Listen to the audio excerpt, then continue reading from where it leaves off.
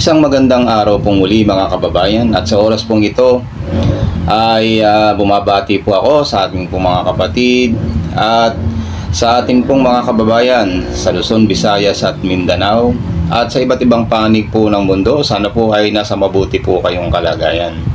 At sa oras pong ito ay bago ko po ipakinig sa inyo, ako po ay kikiusap na sana po ay kayo po ay mag-like, mag-subscribe dito po sa ating munting channel, at wala naman din pong bayad na kayo po ay mag-share. Ayan. Salamat po sa akin pong mga subscribers na nagtsatsaga dito sa ating munting channel. Salamat po sa inyo. At ito po aking pong ipaparinig po sa inyo. Ito pong dito kay Sangkay Yan. Ito pong dito po sa ating pagbabago ng ating pong transportation. Inyo pong pakinggan. Disenyo at eco-friendly na Egypt paparating na. At ito po ngayon mga sangkay ay isinapubliko na. Alam nyo guys, kailangan na po natin mag-innovate, kailangan na po natin ng mga modernong teknolohiya, mga modernong sasakyan sa kakalsadahan mga sangkay. Kasi masyado na po tayong nahuhuli. At buti na lang may mga tao, mga sangkay, na talagang namang desidido na gawin ito. Kagaya na lamang po ni Chavit Singson. So ngayon, ito, magugulat kayo at matutuwa kayo sa ating vlog ngayon. Pinasinayaan na ang mga electric jeepneys na may modernong design at eco-friendly features. Sa kanyang talumpati, ibinahagi ni Manong Chavit Singson ang kanyang adhikain na gawing modernong public transportation system sa bansa sa pamamagitan ng mga electric vehicles o EV. So ayan mga sangkay, mapapansin nyo, yung mga jeepney na ito, halos hindi po nagkakaiba sa original na mga design ng jeepney. Ang kinagandahan dito mga sangkay, improve siya. Ayan po, modern na po siya. Pero yung itsura, hindi po talaga nawala.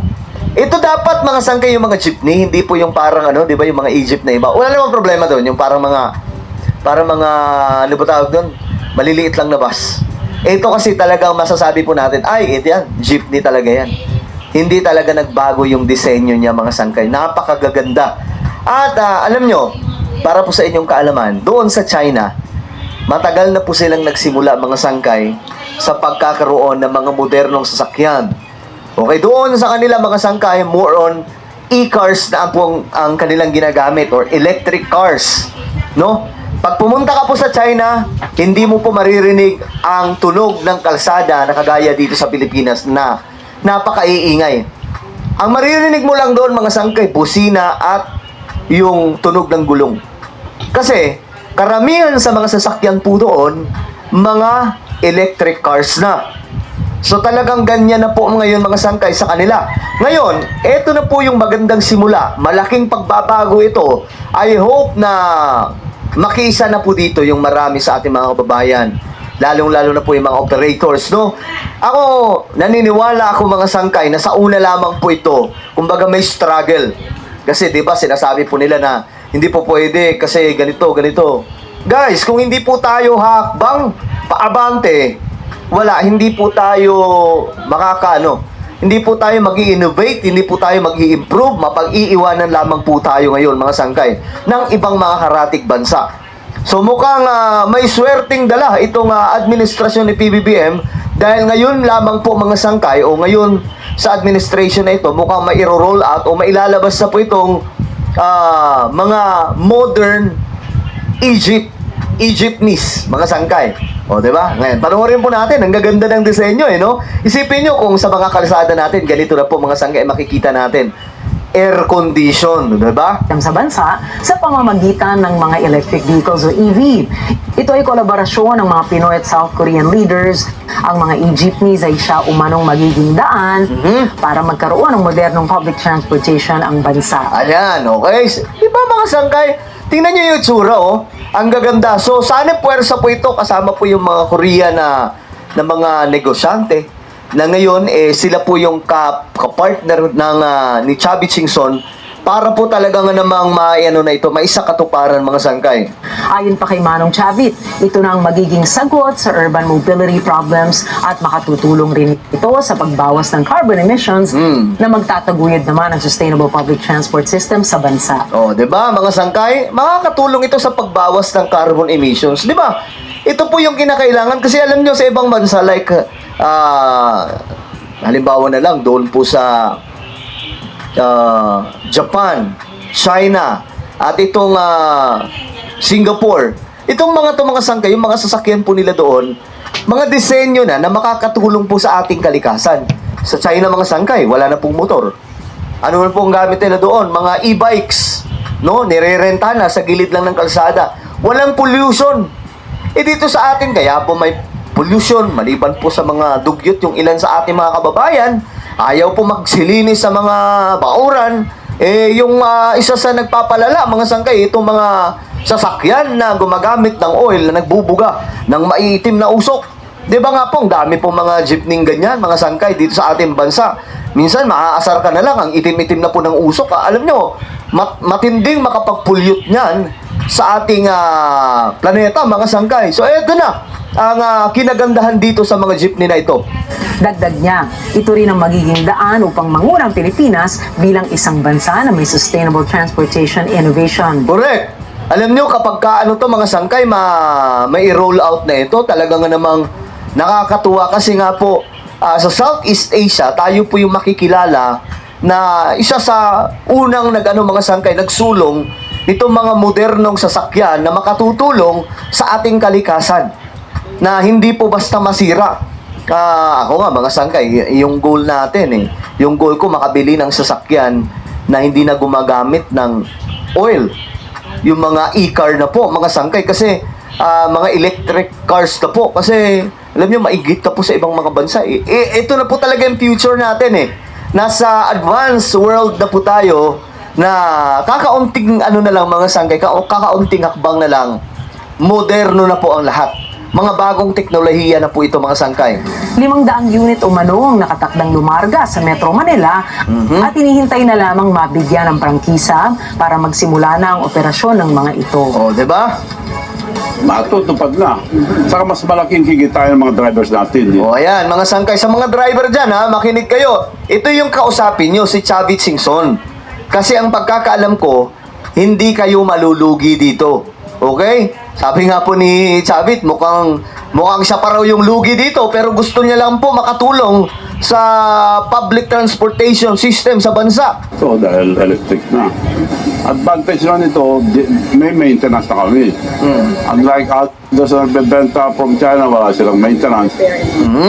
So, kung may masira, halimbawa ng factory defect, makapalitan namin. O, di ba? Mayroon na pong maintenance sila mga sangkay. Ibig sabihin, ready na po lumarga itong mga modernong jeep. Tingnan nyo yung itsura, di ba? Napakagaganda, guys. Ito po yung hinihintay po talaga nating lahat, mga sangkay. Tingnan nyo yung itsura, hindi po na bago. Kung mayroon man pong, kumbaga, kung mayroong improvement, ito po yung itsura, mga sangkay, na mas kaaya-aya na po tingnan. Mas modern, pero yung itsura niya, ganun pa din, mas malinis lang, mas halatang improve, at mas bago, mga sangkay, at higit dyan, moderno. Okay? Tayo lang may jeepney. Jeepney na kinopya natin yung iconic jeepneys natin. Correct. Para hindi mawala yung itsura ng unang jeepney natin. Mismo. Alam nyo, ito po, mga sangkay, tingnan nyo po. Diba? Ang gaganda po ng mga jeepney na yan. Yan po yung talaga. Yan yung mga jeepney na, kumbaga, pag sinakyan mo, parang nakasakay pa rin ako sa dating jeepney. Kasi, modern lang po siya. Aircon lang, tapos pinaganda. Pero yung itsura niya, ganun pa din mga sangkay. No, improve lang. Hindi po yung mga kalawangin na jeepney.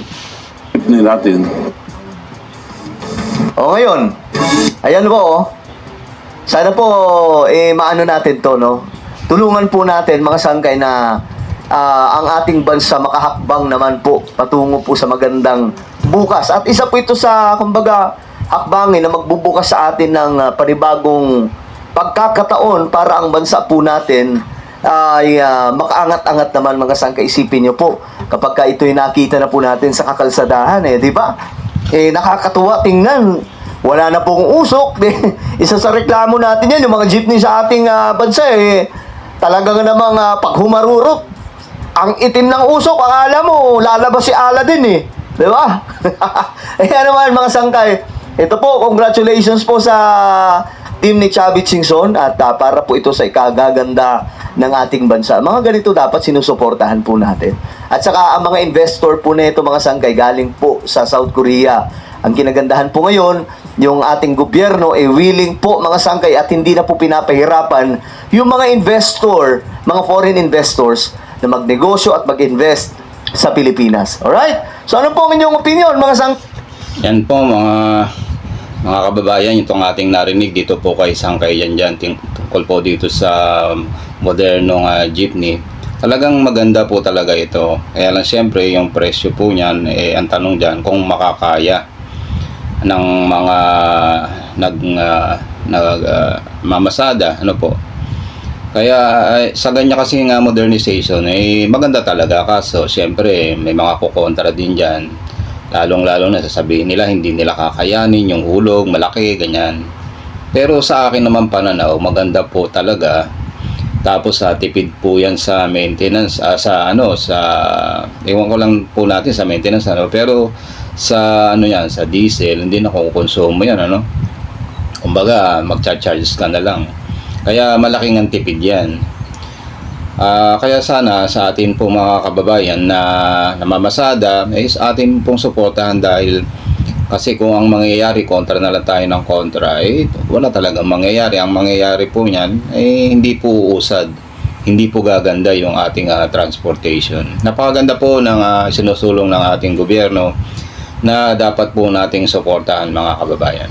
At ang ganyan po, sana po inyo pong nagustuhan. Ito pong aking pong naiparinig po sa inyo. At salamat po sa inyong pakikinig. At sana po huwag niyo pong kalimutan na mag-like at mag-subscribe. At mag-share na rin po dito po sa ating munting channel. Salamat po sa inyong pakikinig. At muli po, gaya ng aking sinasabi, huwag po nating kalilimutan na magpasalamat sa Diyos na may lalang. Babay po.